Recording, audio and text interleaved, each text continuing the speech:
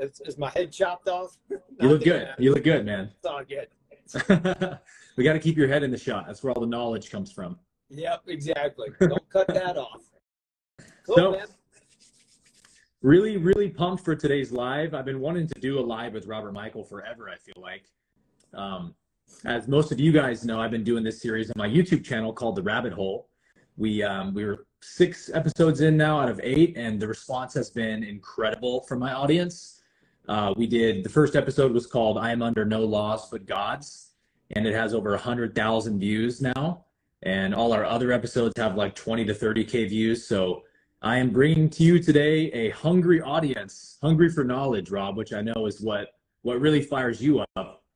But I'm really excited to talk about this discussion we're going to have today, because I think that when people start learning about all of this stuff, the legal fiction, the fraudulent legal system, you know, we sort of like start to panic and go, oh no, how do I get free? Give me a process. Give me a process. And Rob would be the first one to tell you that he doesn't give processes. But that's because no process can save you if you don't have the knowledge, right? And it's the knowledge is the reason we perish, as Hosea says. And that really is the case for the situation we find ourselves in, not just here in America, but all over the world under this kind of same debt slave system, which we're going to be unpacking today. So, you know, first I just want to talk about with you kind of the mechanics of how this legal system, you know, economic system really works, because Robert has such a depth of knowledge that I've studied under a lot of different law teachers, and Robert to me is second to none in terms of his depth of understanding. And so, although Robert, many of us are just now becoming aware of some of these concepts of like, oh, we're actually the creditors, not the debtors. Oh, they actually borrow from us. We don't borrow from them. Right. A lot of people are getting in touch with these concepts now, which is great, but we still don't totally understand what that means, right? So I guess we'll just have you kick us off with this topic on what debt slavery is. And then at the end of this discussion, or near the middle of the discussion, we have a really exciting announcement for you guys that Robert is working on right now that deeply tie into all the implications of what we're discussing today. That will be really, really important for all of us to get involved in. So we'll get to that shortly, but why don't you kick us off, Robert, on this topic of how does this whole system really operate? Well, first off, can you hear me? Yeah. I had a call come in, and sometimes when calls come in, it cuts my volume out and you can't hear me. So good. Glad we're you're good. We got you. And the first thing I do want to say before getting into it is I've been at this for 14 years and I've not seen a solution. I've seen, like you said, process after process, which gives us a little Band-Aid here and there. But what's the solution? When does it end? And that's what we're here to talk about and, you know, let everybody know what we're working on today. But the basic thing here is peonage. If you're familiar with the term peonage, or the legal definition of peonage, okay? I'm not. And this is very important. I pulled this up just so I could read it to everybody. This is from West's Encyclopedia of American Law. A condition of enforced servitude by which a person is restrained of his or her liberty and compelled to labor in payment of some debt or obligation. So what's going on here, let's take the first half of that. A condition of enforced servitude by which a person is restrained of his or her liberty. That's saying, look, you guys don't have any rights. You don't have any freedom. You know, you have to work. You have to work to supply us so that we can take the money from you and do what we want with it, essentially. That's servitude, right? And then the second half is compelled to labor in the payment of some debt or obligation. Now, we may not be compelled to that right away, but we get compelled to it by being tricked of how this whole money system works, which is what we're about to go over. Okay? Yeah. So keep peonage in mind, because that's really what's happening. That's why we are peons, peons. Okay? Would you say that's similar to usury? No, usury is when someone else is doing the labor and everything and making money, and you're scraping off the top and you didn't do anything for it, essentially. Oh, interesting. Like interest. Yeah. Right? On your credit card. Stuff, you guys. You know, but they're all in the same vein, right? I mean, yeah. You could use slavery. Yeah, there could be usury involved in peonage. And Right. what peonage is a form of involuntary servitude. So what we're going to go over here now is going to show you that the reason I call it economic debt slavery is because it's a form of involuntary servitude. The slavery's been outlawed all over the world, right? Outlawed. Yeah, outlawed. Right. They did it here with a war, which every other country got rid of slavery without one. So that should tell you something right there. You should look into. Interesting. Right? The fact that the Civil War was about money and had nothing to do with slavery until it became a fit and necessary war measure, as Lincoln said in the what was the Gettysburg Address? Was it the Gettysburg Address? I think it was Gettysburg Address. I could be off on that. But he said it's a fit and necessary war measure. That's why we're free of slaves. That had nothing to do with because they were slaves. So when they abolished slavery, how do you enslave people without breaking that law? Well, you create a business for them, which is what people call the straw man, right? That's getting off track from where we're going. So let's take the first. So I broke this down in 9 points, as you know. What's happening here is all countries are insolvent. Why? Because the central banks came in and said, look, we'll print your money for you, but you're going to pay us a fee, right? You're going to pay us interest. So we'll print your money. That way you don't have to, worry about your gold, other than you just pay us your gold to pay for these nice, pretty dollars. Well, the kings and queens at the time, when they first started doing this, they didn't understand what compound interest was.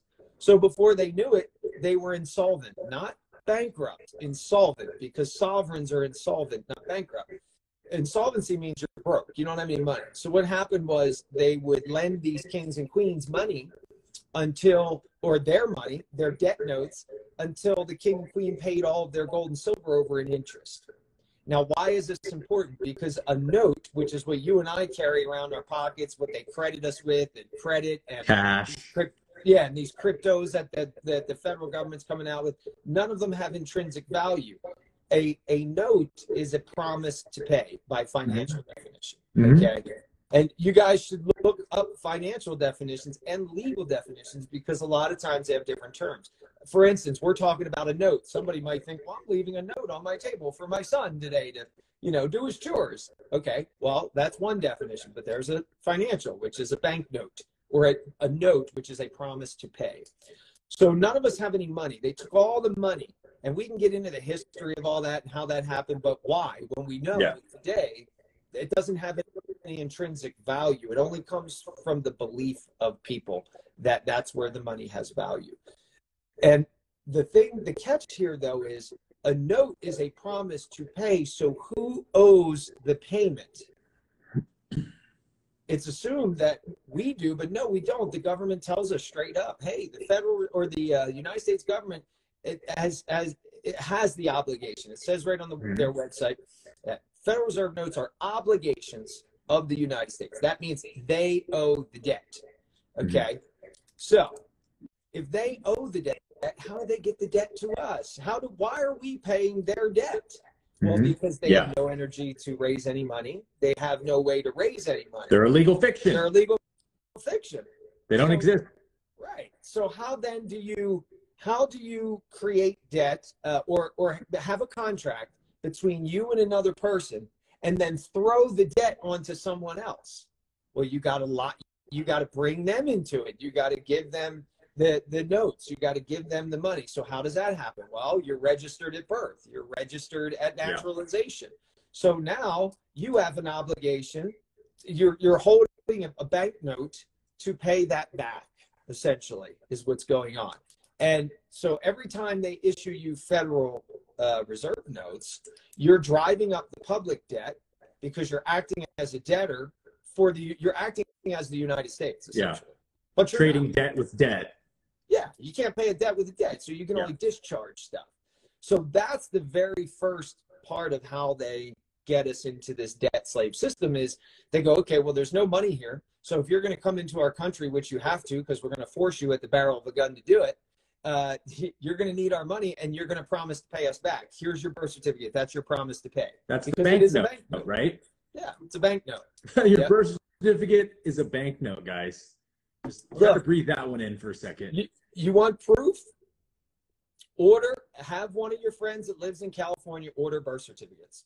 On the California receipt, it says banknote numbers, and it tells you the numbers of the birth certificates that you ordered.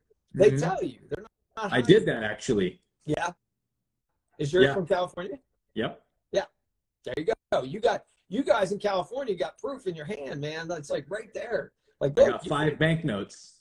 Right. You can't tell me it's not a banknote. You said it in your own words, right? Yeah. So let's forget about Sestaki trust and all that stuff for now, and bonding at the time of birth. Right. We know this is going on. We're beyond that. We know this is a fact. So that's where we get into what do we do about it, right?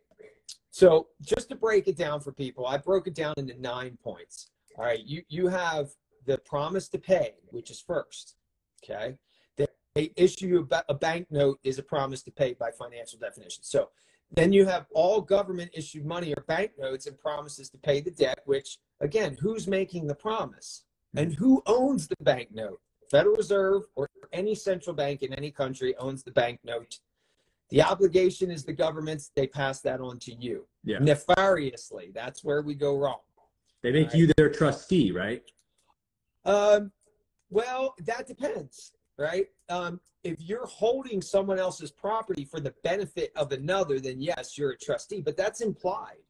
So it can always be challenged because there's really no trust. Yeah. If you're implying this, then there's no trust because you didn't express it. It's not written. I don't know who the beneficiary is. You know what I mean? So it all depends. It depends on what the situation is and how you're going to approach it as far as who's the trustee. Right. Or who could be the trustee, or maybe nobody's the trustee. Yeah.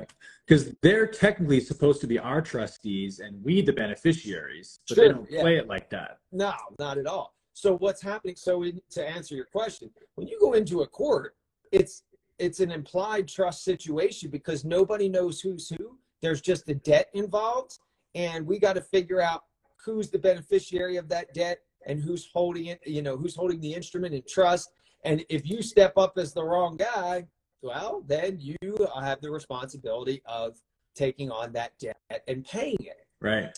Where they screw up is they take an instrument, they create an instrument, whether you know it or not. In a courtroom, they create an instrument. They do it all the time. They do it with your utility bills, your driver's license, your marriage license. All of that is turned into some sort of securitized debenture. Look up the word debenture, and it's deposited or it's put into an investment account.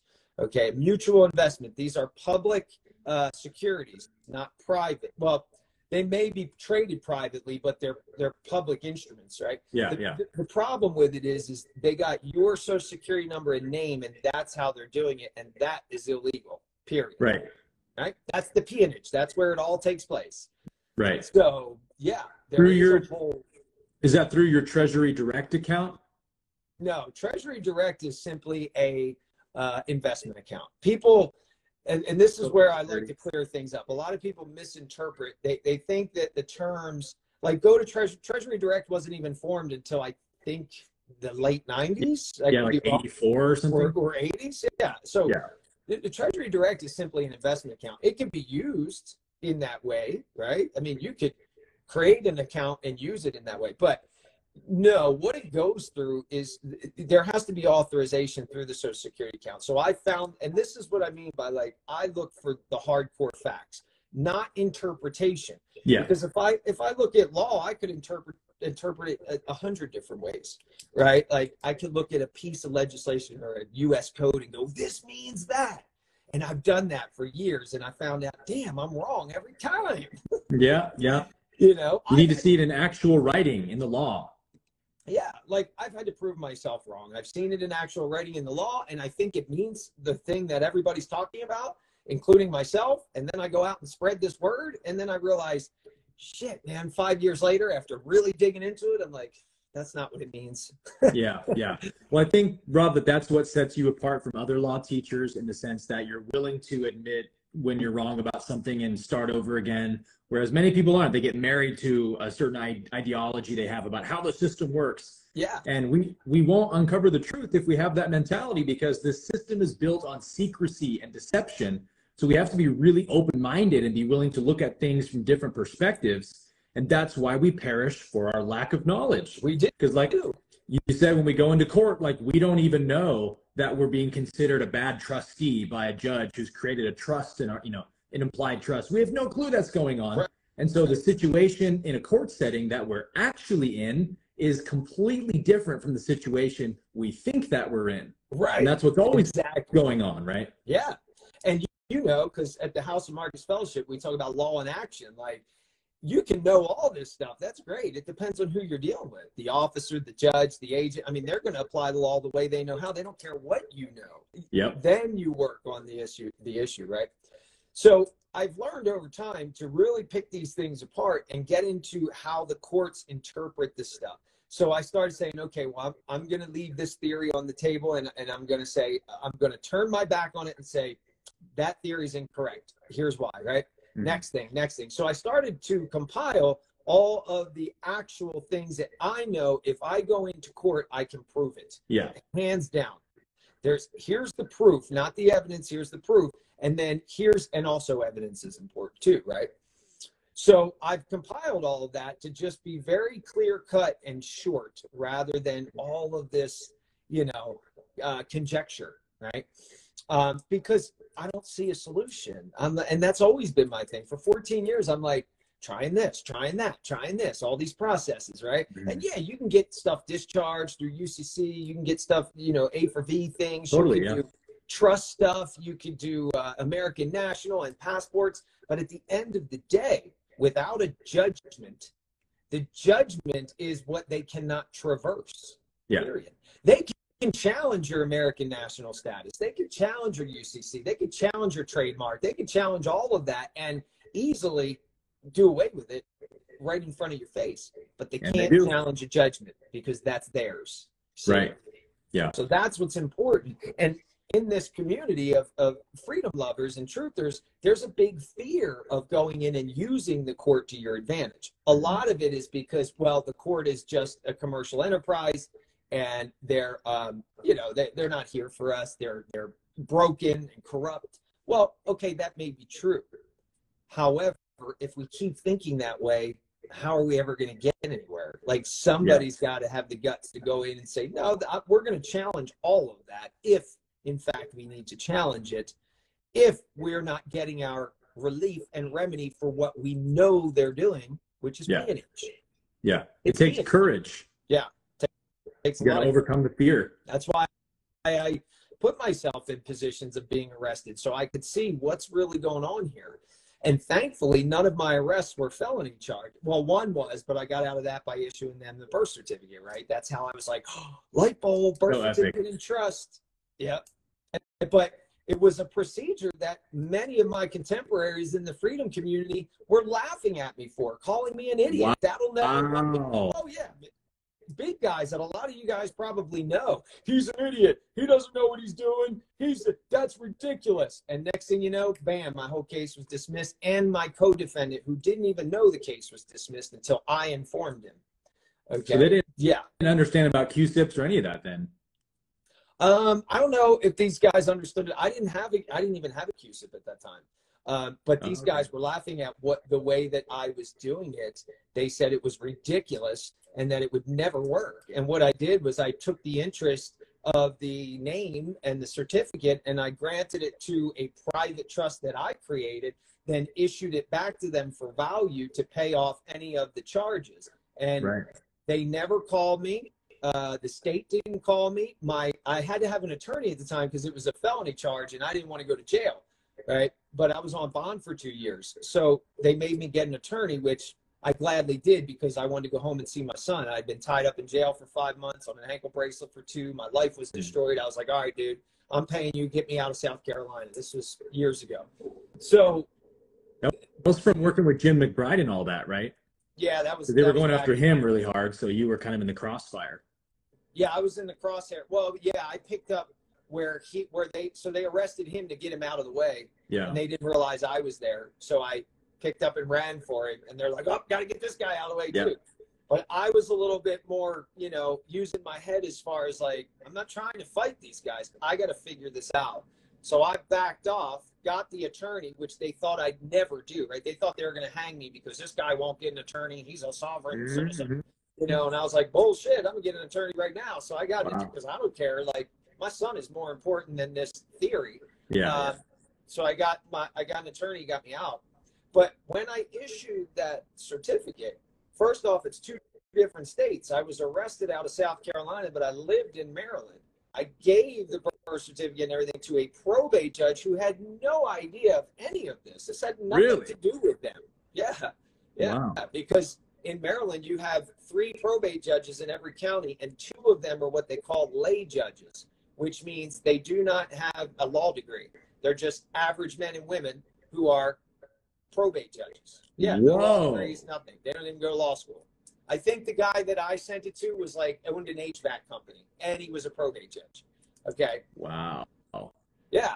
And again, this is because I dig deep. I want to find out who these guys are. What's the structure like? How do I approach this? And I did all this homework, and all these people were laughing at me, right? Yeah. Oh, you don't know what you're talking. One group shut me out of their group, called me an idiot. Don't you ever come back in here. And 4 years later, they were still chasing their tails, following the same theories that this guru was leading them down all these closed-mindedness, but doesn't help.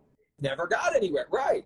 And all because I came in and said, look, guys, I think we're making this harder than it needs to be. And that was it, man. This guy went off on me, and he was pissed off. Don't question my processes.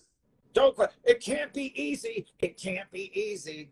I mean, I shouldn't say it's easy. It's simplicity is different than ease, right? For sure. So, but Robert, are you saying that you used the birth certificate, which is a banknote, to discharge the penal sum of that case? As far as I know. And it was like, what, 1.3 million or something? What's that? Was it like 1.3 million penal sum? I have no idea. I gave it to them for 5 million. Okay, so let me back up here. Oh, that's right. Most of everybody doing UCC stuff was actually pioneered by a friend of mine, okay, back in the 90s. And also the Montana Freeman back in the 90s, who I also know someone that was working with them and told them, you guys are doing this, I'm telling you, you're going to get snagged. And they did. The Montana Freemen were discharging the entire nation's debt. And that's why Clinton stepped out and said, oh, look, I solved the debt. You know, we have a surplus, because they were paying the debt off. Wow. Just a handful of guys were paying the whole debt off. That's why they arrested the Montana Freeman. So my buddy was friends with the guy. And then my other mentor, who I mention a lot, he was working with them and telling them, look, man, I'm telling you, I'm finding that your theory is a little off, and that's where they're going to come in. And sure enough, they came in, but again, closed mind. No, you don't know what you're talking about. He was like, okay.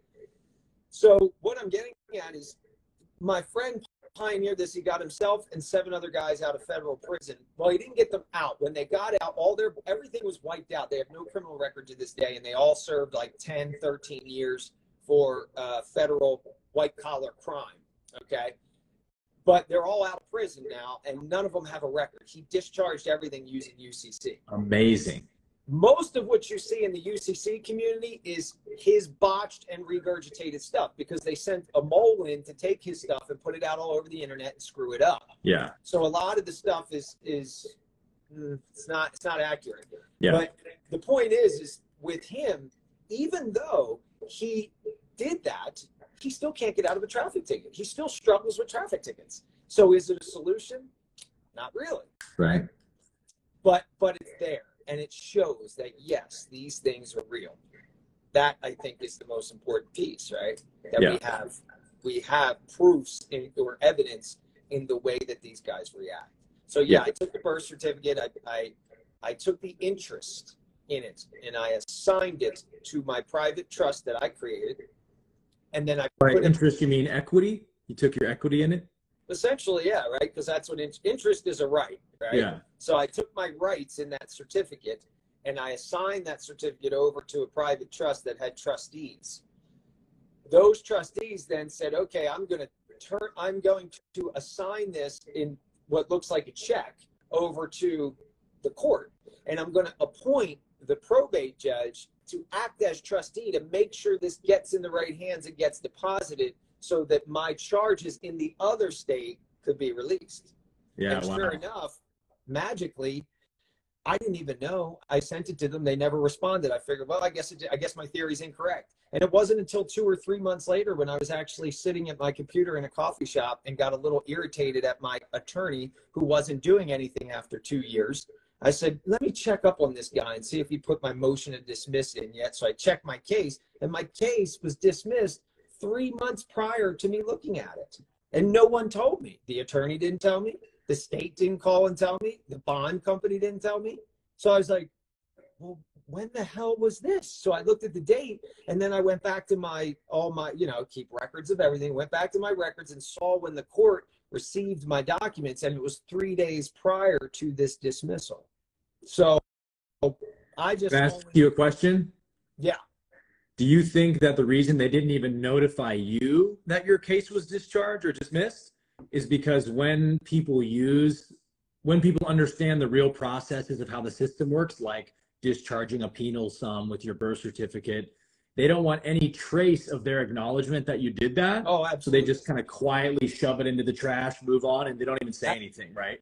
Absolutely. And they had another excuse listed on my release, my dismissal. There's another excuse on there, which was cooperated to, I forget what it was, some agreement that I made with them that was on my dismissal. Okay, fine. If it was an agreement, the very last interaction we had was 2 years ago.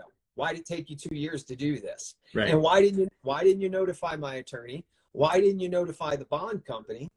And why was my defendant's case dismissed at the same time and he was never notified until I notified him 2 years later? He was in jail. Because right. They don't want nobody finding out. No. And when these things happen, like if you do it successfully in a court, people go, oh, I want to see your proof. Well, a lot of times they'll even charge you with something minuscule just to put on the record that you were charged, right? So in other words, like I just had a guy in North Carolina. He had, let me plug this in real quick. Sorry. He had 7 charges and walked out and could have been thousands. They were looking at, he had up to like a year in jail if they were to fully charge him with everything and all this stuff. Had 7 charges. It was mostly traffic and financial stuff. It wasn't any felonies. But anyway, he walked out. They gave him a $100 fine at the end of the day. And he was like pissed off that he lost. He was going to appeal. I said, you're not looking at it. You're not looking at it, dude. They wanted to hang you, man, and you got a $100 fine. She was basically like, get the hell out of our court. Yeah. See, what we think is happening is totally different than what's actually happening. Right. Exactly. Lack of knowledge. And this is something that I learned from studying your material a lot in the House of Marcus is like all these people, judges, attorneys, bailiffs, police officers, they're all our public servants. And so really they're supposed to be our trustees. And we can appoint them to be our fiduciaries to do these things on our behalf if we understand our role as the creditor. And that's basically what you did, right? With your case is you knew you were the creditor and used the instrument of the birth certificate to discharge a liability. Right. So let's stop right there because that's a great place to explain to people why that is. I can't technically appoint them as a public servant over anything private. Okay.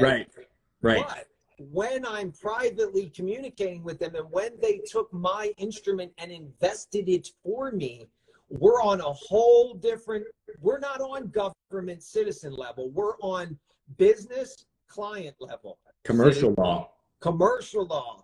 Right. And the key is that they invested my instrument into a portfolio, into a fund. And didn't notify you. Didn't notify me, right?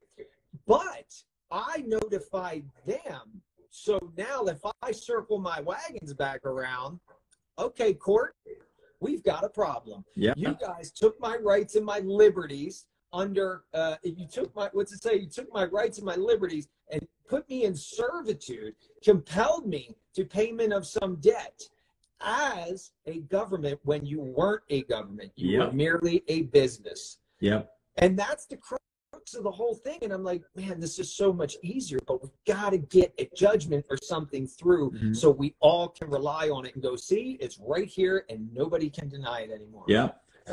USC 242A, I think, acting under the color of law. Yeah, USC. That's what they do. 18 USC, is it 242 or no, it's 42 USC 242 or whatever, but there's 242. Also and there's also Title 18 criminal penalties for it, right? And that's what they do. They're a business masquerading as a government. But let me back up, because everybody thinks that the United States is this huge corporation, and it is, but it's more of a company. Right? Because a company is a little different than a corporation. It functions very much similar. There's little differences. But what happens with the states is the states incorporate as businesses, which we know because we pull their Dun and Bradstreet, and they're doing business as, and we can get their cage number. So basically, picture the government's this huge company, and then the states are all coming to it as subcontractors, contracting to get its funds that it owes. Right. So that's how they're passing the debt, is just contractors. Like your straw man is a contractor. It is a government contractor. A business. Period. What's that? A business. It's a business. Yeah. It's a business. Now, the trust comes in with Social Security because, like, and just recently, talk about doing an about face. Remember, I was all on Sestaki Trust and everything from birth, just like everybody else. I believed in it 100%. It was there until I started to realize last fall, wait a minute. I went back to some old recordings from a guy by the name of Ken W. You can probably find him on the internet, but he kind of went underground. KW, Ken W. And Ken used to say, man, that trust stuff and all is bullshit. I've been doing that for years and nothing ever worked. It wasn't until I went into court and treated this as a registered organization, that's when they started freaking out, right? I didn't treat it as a trust. I didn't tell the judge he was a trustee and all this stuff. Right. So, you know, it's understanding that they just look at it as business. When I go in and now I say, you know what, I am a trustee. I'm a trustee over the trust I created. Here's where you guys created a trust. It's called Social Security. That we have proof of because why? It's in the Social Security Act. It's right there in the Act. It tells you, it tells you who the trustees are and everything, right? So there's an express trust by the Social Security Act. So maybe we should explain how that actually, how do you actually get the funds? Right? That everybody wants to know. Yeah, like how does this actually work? Well, this is my estimation over all these years. So I went on to the IRS website. Was it IRS? I think it was the Treasury. And I found it was either a Treasury, Social Security, somewhere, but it's on our website. It's on the House of Market site for members. And it's a PDF from one of their economists that is laying out what they do with Social Security. What they do is they go, we hedge against your Social Security account. We invest against it until you file for benefits. Yeah. Once you file for benefits, we put your little bit back in. See? So they have all the calculations of how much you've paid in. They hedge that against, you know, the market or whatever, they invest in it. Then when you're ready to retire or you're ready for Medicare, Medicaid, whatever, they put it back in, that little bit. But think about this. Without notifying you, without your account number and your name, they couldn't have hedged all that in the market, because where's that coming from?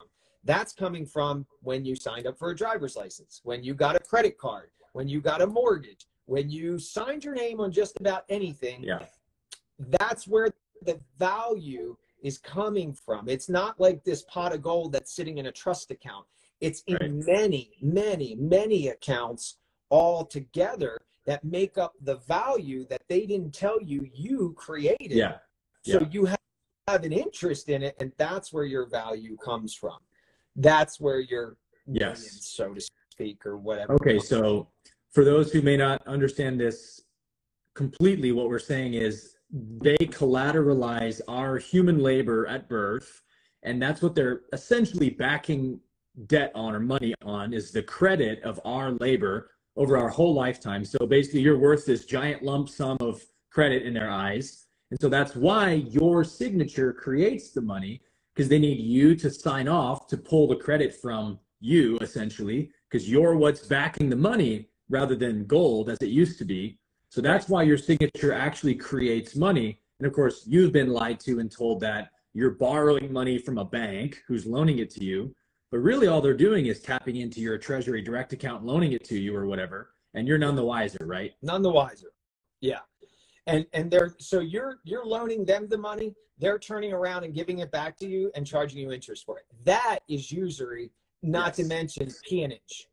Right. It's really that simple. You know, now taxes simply go to pay the interest. So it's no more than making a minimum payment on a credit card. That's all your taxes are doing. The principal never goes down because you're driving the debt up by taking. Oh man, it's so corrupt. No, it's ridiculous. So but evil. really, we could all issue our own instruments to them and buy them out of debt with the Federal Reserve overnight. Wow. If people could wrap their head around, oh, I can make money out of thin air. Of course you can. That's what they do. How do you think they do it? Yeah. It's just a promise to pay. And when you give them a promise to pay, they stick that in an investment portfolio and trade it. So money comes in, more debt money comes in. It's all debt. Everything's debt. So yeah, that's one of the processes that you're sort of doing now and working on, right? Where you're able to go into court and sort of call the court out on the securities fraud they're committing and get cases dismissed that way too. So it's like when we gain the knowledge of how this corrupt system is created, how it operates, we can use their own corrupt system against them, which is righteous from our end of things, but actually exposing the truth at the same time. Right. The problem is they're on to it. So what they're doing is they're shutting people down because they know that we won't prosecute it. Okay.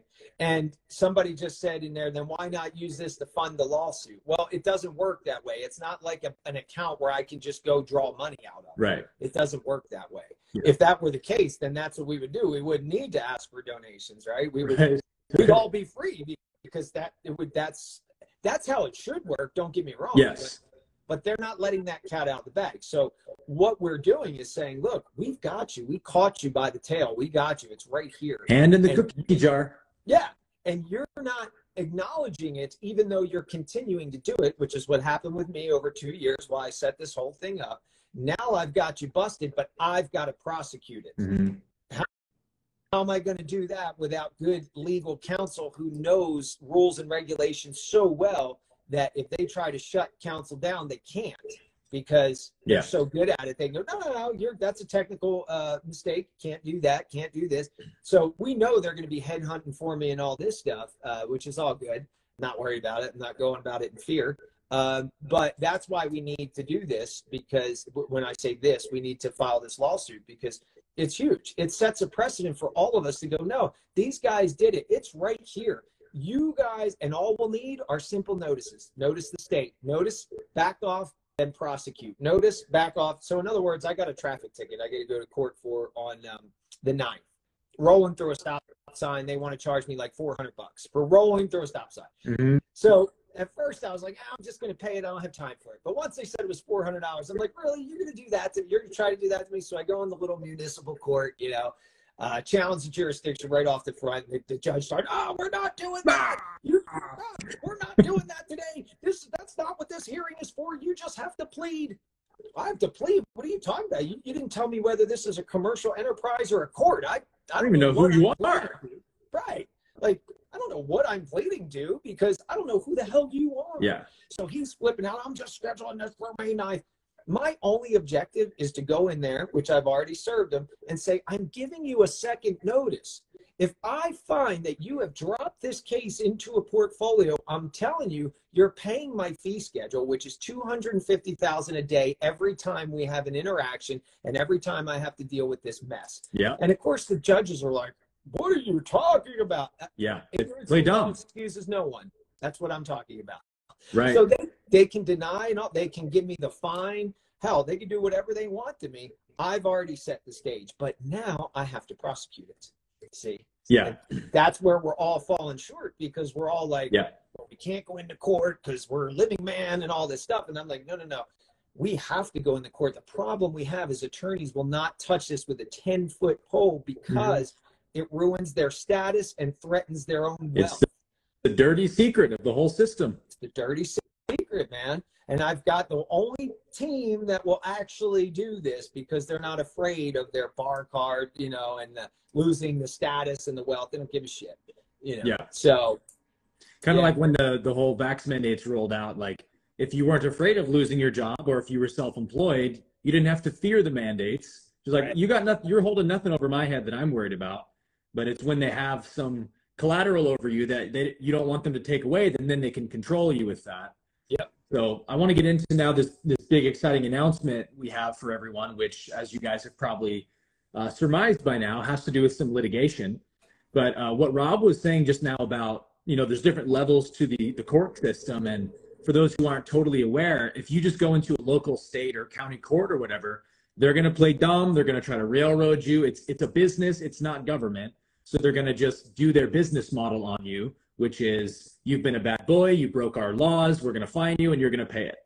So you can't really expect justice at that level, but the higher you appeal up to the federal level, the Supreme Court level, the better and better your odds are of getting real justice, because they actually have to obey the Constitution at those levels. And so this is something that, you know, Rob has gone into court many times for these different things he's explained, but what you notified me of the other day is that you're working on some really big litigation at, I guess, hopefully beginning at the federal level. You may have to go from the state and raise it up to that level, but a case that could set some precedent, some case law to make some real change in this direction. So why don't you give us kind of the rundown of what you can say right now about this whole litigation you're working on? Yeah, so it's really important for us to change this whole thing, right? And again, we've got to get a judgment on that. So unfortunately, I can't tell you how we're going to do it just yet, because I don't want to give our strategy away to the other side or even let the other side know who I'm suing. Right. But what we're doing is, look, we're breaking this litigation down, man. And we're going to need like forensic auditors, probably security, people to testify. We're going to be subpoenaing tons of officers. All of this costs money, and we don't have it. So I figured, well, wait a minute. Why am I not turning to the people who are suffering from this and asking for support? I'm the one that's got to go in and get my head hunted for this, right? So we're filing a federal lawsuit to basically show them, you guys have acted in a commercial capacity, not a government capacity. And when you do, you have no authority over the people in the way that you say you do. Sorry, but you don't. Once that is said, it's done. Now, everybody can come in behind us on that, right? They can use that precedent. Not only that, I've got another amazing plan that I can't reveal until we're almost set up, but I will let everybody know because it's going to be available to everyone. Wow. And whatever judgment comes out of it and monetary award, I will be building that out with. And that's nice. A lot of people, you know, they don't know me. A lot of these people, all you guys viewing me, you don't know me. You don't know what I do with money and all that. But I know, Aaron, you've seen just from being a member of the House of Markets, like I live very reasonably. I live a very, you know, meager. I don't go out and spend lavishly. I put all the money back into building this stuff. Yep. Because that's my passion. So I don't really care about taking trips and having yachts and boats. That's not my thing. It's just, that's where you want to build systems. I want to build systems that go way into the future. There is nothing more gratifying to me than having children and grandchildren be like, that guy did this, and his team and his people stood up and they did this, which is why, you know, we want everybody to go to our website, if you can, did2.org, and donate. Look, you got 50,000 followers on Instagram alone, right? Some of our other friends have 50, 60, 80, 100. Like you said, there's 30,000 views. Guys, if we only had 10,000 people to donate $100 each, that's $1 million. We would blow this litigation out of the water. That's a ton of money. And it may cost us $1 million. That's why we're like, we need to get the money in, because we're going to be spending it all on litigation. There is no donation. Man. Yeah, there's not $1 of donation that goes into my pocket. Not at all. I already make my earnest, you know, living, my honest living by teaching people and taking a small paycheck. I don't need the money, okay? So that's really what we need help with, is for people to go to did2.org, didtoo.org, and donate, please. I mean, this is going to save, not save, wrong word, help us all. I don't like to say that, but Yeah. this is really, and I know a lot of people are like, oh, you can't go into court. They're corrupt, you know, they're Not true at all. You definitely can. Right. We know that. I mean, yes, of course, we know that. But where do we turn? We have to go and start there. And if they deny us, we go to appeals. If they deny us, we go to Supreme. If they deny us, we go international. So let them keep playing. Right? Yeah. And if you guys are behind us at did2.org, and we have 10,000 people is a drop in the bucket compared to what, 700 million? But that's enough. Yeah. That's enough, man. Yes. You know, and more than 10,000. I mean, if you guys are donating, some people don't have $100, so they're donating 20 and 5 and 10, and that's awesome too. And guys, by the way, if you don't have the money to donate, you can support us by passing this video along. Yeah, just share it. Share it. I mean, that support is so much appreciated, just as much as somebody's $100 donation. Man. Yeah, it really is, because this needs to get out there. Yeah. So I know people are asking, like, is did2.org relevant to UK and other countries? Well, relevance, how is the question? Like, it's not relevant in their courts, okay? But it is relevant in the same procedure. You could go to them and dig up the, you know, the QSIP numbers. They're not QSIPs in your country. They're probably something else, because QSIPs are only for North America, which is United States of America and Canada. But, you know, there's ANA numbers and all this stuff. And you could find those investment instruments, and yes, you could do the exact same thing. Okay. Yeah. Can I summarize this for people, Rob? Yeah, absolutely. I think what Robert is saying, you guys, is that they're working on a litigation where they can really sort of go for the jugular, so to speak, in pointing out this distinction between a private for-profit corporation posing as and pretending to be a republic form of government that is exacting real law on people. As we've discussed in this call, we know now that that's not what's actually happening. They are private corporations like McDonald's, like Dunkin' Donuts, pretending to be a judge and a legal system that can exact authority over us. And it's all fraudulent and deceptive and not true. And so Robert and this team are working on a case where they can take this all the way to the federal or Supreme Court level, where they do have to acknowledge the truth of law, the Constitution, you know, USC, UCC. They have to acknowledge this stuff at that level. Yes. And say, you are correct. We are not a republic form of government. We are a corporation, and therefore we don't actually have jurisdiction over living men and women. We have jurisdiction over legal fictions that we created, and so that's how they beat us, right, is through our lack of knowledge that they made us into a legal fiction. And our whole life we've been operating as a legal fiction. But as soon as we wake up to that, we can start living free and be self-governing, because none of their public system actually has authority over the private man or woman. And so that's what this lawsuit is attempting to get a judgment on, and therefore set precedent for, that we have them admitting from their own lips that they are a corporation, not a government, and don't actually have jurisdiction. And that's huge, you guys. That would change absolutely everything. So me personally, I'm going to be donating $1,000 to this movement. And I hope that you guys will donate whatever you're capable. Even $1 makes a difference. it does. If you want to help us create momentum in this direction, then you can do that by even just sharing the video with other people, if you don't have funds to donate at this time, right? Absolutely, man. Sharing it would so be appreciated.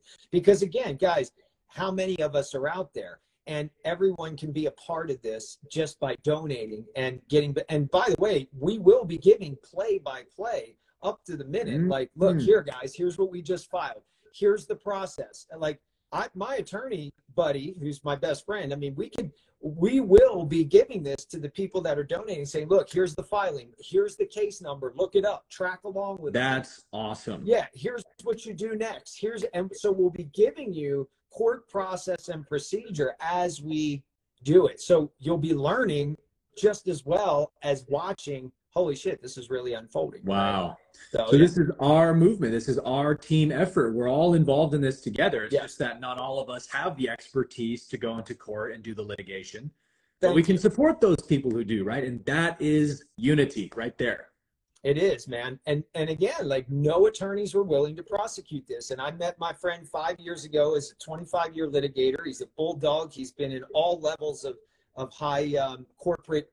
He's been a high corporate attorney. And the guy lives paycheck to paycheck because he hates the bar association. He despises hanging out with other attorneys and playing golf, and he despises it. And it takes care of a family that he has to pay for. So he lives paycheck to paycheck, but he's one of the top attorneys, which is why they won't let him go. The thing is, they don't like him as so much a lot of times because he's always questioning the judges and the other attorneys, where people say, oh, well, corpus juris secundum, they have a duty to the state first, and then the judge, and then the court. Right. He's like, I don't care what corpus juris secundum says. I have a duty to my client, period. And if they try to take my card for ethics, how can you say that's unethical? This is my client. Like, they pay me. I'm the trustee, which he is, essentially. Yeah. Right?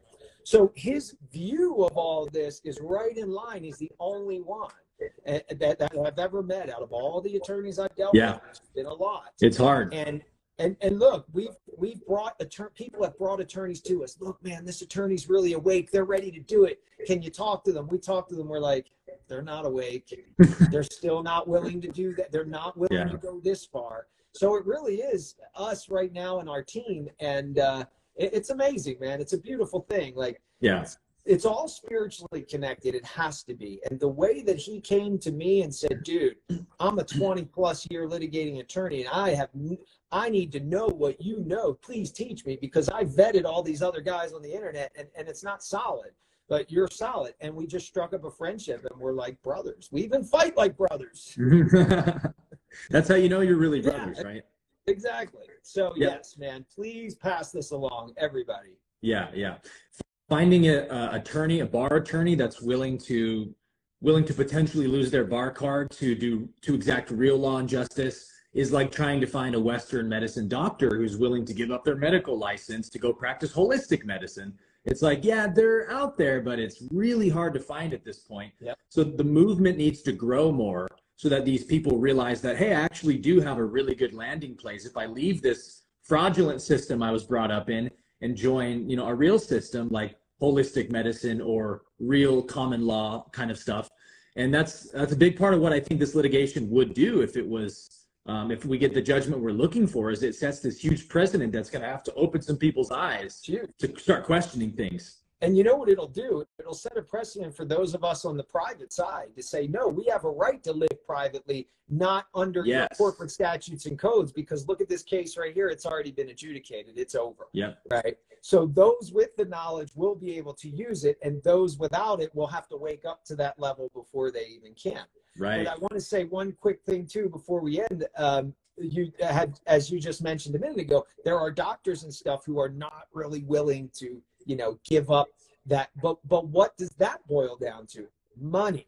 Well, if I give that up, I can't make money. If I can't make money, I can't survive. It's all about this financial slave system. Yeah. And on a spiritual level, money was never supposed to be on this planet. It wasn't even supposed to be brought to this planet. Just read the book of Enoch.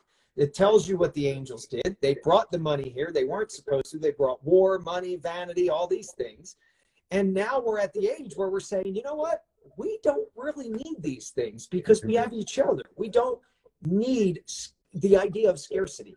Right. That's all it's there for, right? Create scarcity, create protection. And you do that through money and war, money and war, money and war. Yeah. So if there's infinite supply and abundance in our universe, then how can you really be in debt to someone? Ever. You know what I mean? Right. Yeah. Yep.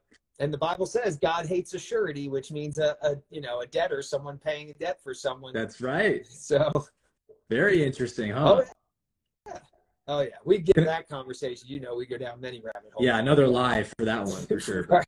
I'm gonna ask you one more question before we close, Rob, which is when will we be able to know, once we donate, when will we be able to know who exactly you're suing and all the stuff? So we have a goal set at 50,000 that we can then write up the complaint and file it. As soon as we write it up and file it, everyone will know. The reason we're setting it at that is because we got to look for some securities brokers with Series 7 access to work with us.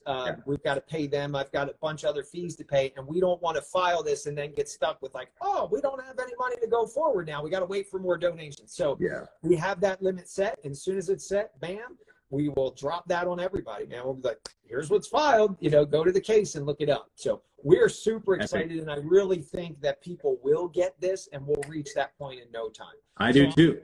I'm hoping within a month or so we have that, you know, within a month, you know. So here's cross, man. And look, we're so excited to do this. We may draft it, you know, we may draft it sooner. We're just trying to feel the energy of the momentum, because again, we don't want to get in the middle of it and then all of a sudden be like, oh, we don't have any money. Right, dead in the water. Yeah. And I mean, look, man, if we have some big donors, we would, man, we get so much further, so much faster. And there is a money judgment coming out of this. And that's what we're going to build the next piece with, which I can't wait to tell you guys, which I think maybe, well, I'll probably be able to tell you what the next piece is before we even file, because I think that piece will already be, it'll be filed, it'll be ready to go. And then I can tell people what that is, you know. But I'm telling you, people are going to love it, man. Yeah. You know? Well, these are real solutions, you guys. Like, we all want solutions to the corruption we see in the world. And this is, if anything's a solution, is through law and real justice, which is not easy to get because we have a corrupt justice system. But you guys are going for the jugular. You guys are stepping in there with courage, willing to call the system out on its fraudulence. And so I want to support that. I know that so many people watching want to support that. There's a humongous movement towards awakening to real law right now. And I think that makes this the perfect timing to be doing what you guys are doing.